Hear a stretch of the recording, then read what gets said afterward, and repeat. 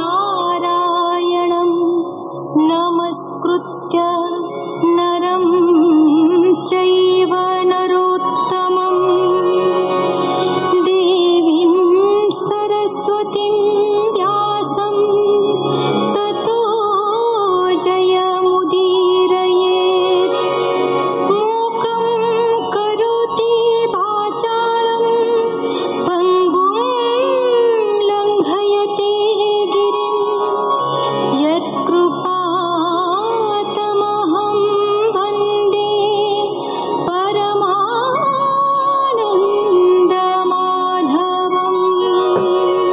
विदुर श्रोता मैत्रेय वक्ता सृष्टि सर्जनार वर्णनाक्रमे दिन राति पक्ष मास वर्ष इत्यादिर स्वरूप जुग मानकर उत्पत्ति और वैशिष्ट्य मन्वंतर मानकरे भगवानकर आत्मप्रकाश अमुख दृष्टि ब्रह्मांकर वेद सृष्टि सनक सनंद कुमार सनातन आदि जन्म इत्यादि गोटिक परे गोटे दिव्य कल्पना माला गुंथिला परि गुंथा हेछि। मैत्रेय उवाच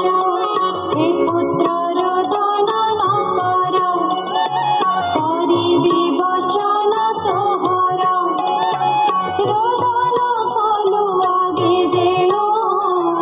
तो नाम रुद्र हेउ तेणु हेमंत कहि तार आगे स्थान कल्पिला यथा भागे मन इंद्रिय प्राण व्योम वायु अनल जल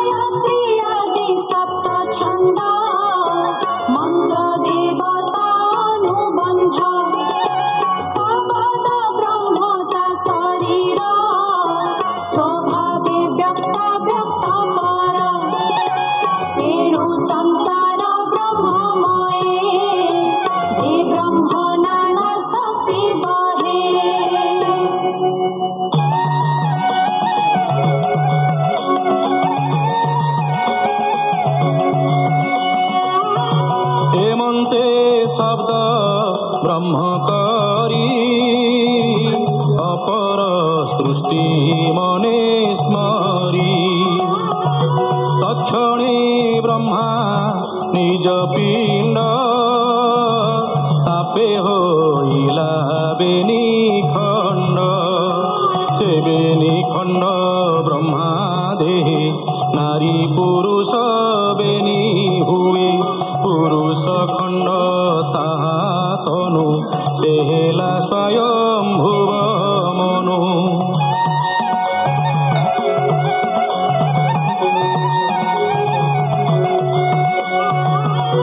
संसारे राजा से बोलाई सुन विदुर एबे कही अपर खंड नारी जन्म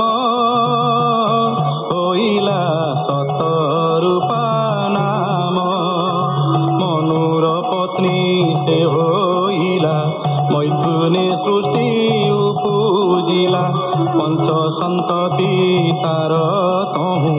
होइले सुण नाम कहू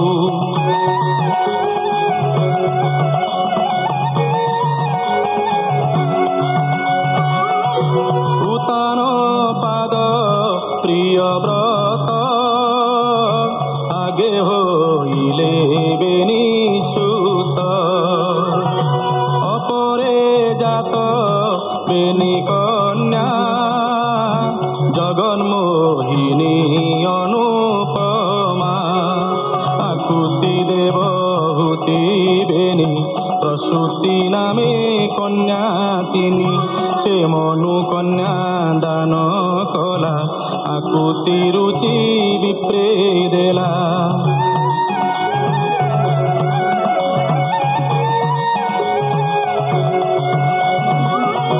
मध्यमा देवहूति नाम विवाह कले ताकर्दम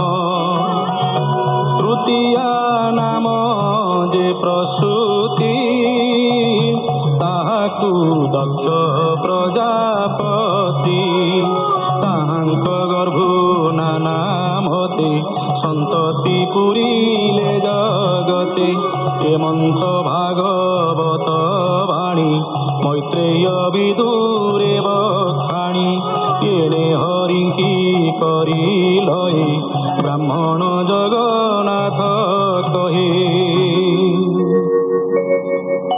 इति श्रीमद्भागवते महापुराणे